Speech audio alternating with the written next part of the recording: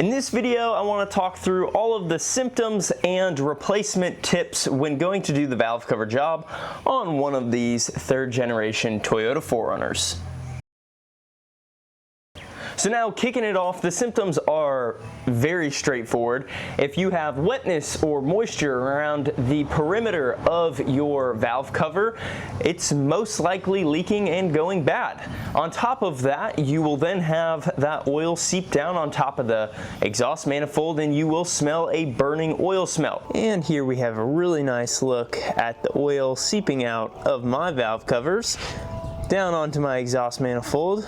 Such a beautiful smell in the morning. Now, I know that these rigs are fairly old at this point and have a lot of miles, so there's a lot of funny smells, but you will definitely smell burning oil as it seeps down onto that manifold.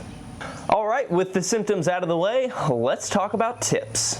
Number 1 is going to be that you do not have to take the air box off or disconnect the mass airflow sensor. If you want to save a few minutes, you can leave that in and still wiggle out the passenger side valve cover with it in place.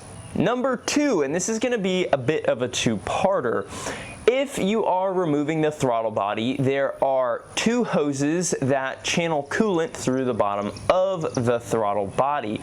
Now, if you take those off, I would recommend using a silicone plug to put in to the hose so that it does not drip onto the engine. If you use just a paper towel, it will soak up into the paper towel and then still drip onto the top of the engine, so use a silicone plug if you do take it off to clean it.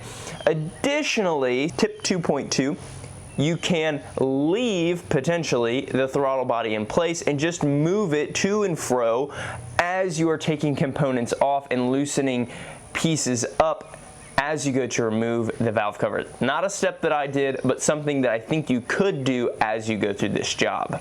Tip number 3 is use an old piece of cardboard to hold all of your bolts and nuts. Draw a little diagram on there and stick all of your bolts through. It takes like an additional 3 minutes, so that time you saved leaving the air box on, now you can draw a diagram on a piece of cardboard and voila, you do not lose any of your bolts. Tip number 4 is to put a little bit of form and placement gasket sealer in each of the corners of the valve cover when you go to put the gasket back in place. This will hold the gasket in the valve cover as it's flipped over and you slide it on top of the engine. Number 5, and this is one that I'm putting out there because I may have done it wrong, is to always double check your torque specs.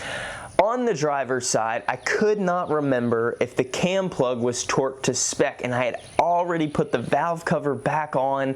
I had torqued all of the bolts down, and so I was standing there for about 30 seconds and I bit the bullet, took all of the bolts off of the driver's side valve cover and went and double checked my cam plug. I did in fact torque it down to spec the first time, but it made me feel better that I went back and double checked it as opposed to crossing my fingers and hoping that I had torqued it down to spec.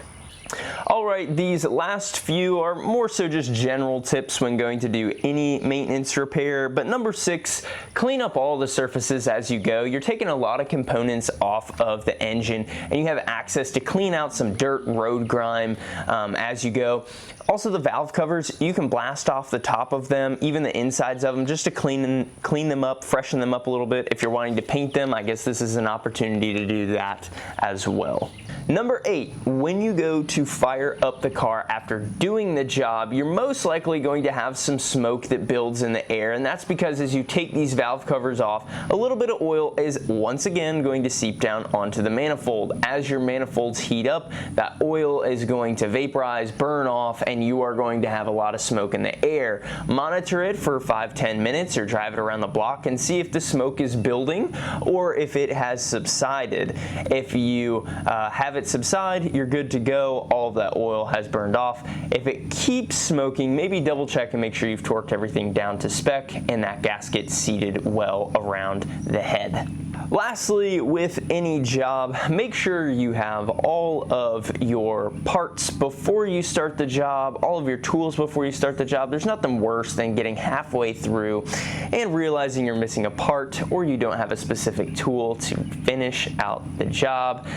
Also, make sure you're patient, take your time with it. You don't want to do it twice, so do it right the first time. Thank you guys so much for watching. If you want to watch the full tutorial, I'll have a link down in the description. It's a fairly easy, straightforward video, but it does take a little while to get through. Hope you guys enjoyed this one, and with that, I'll catch you in the next one.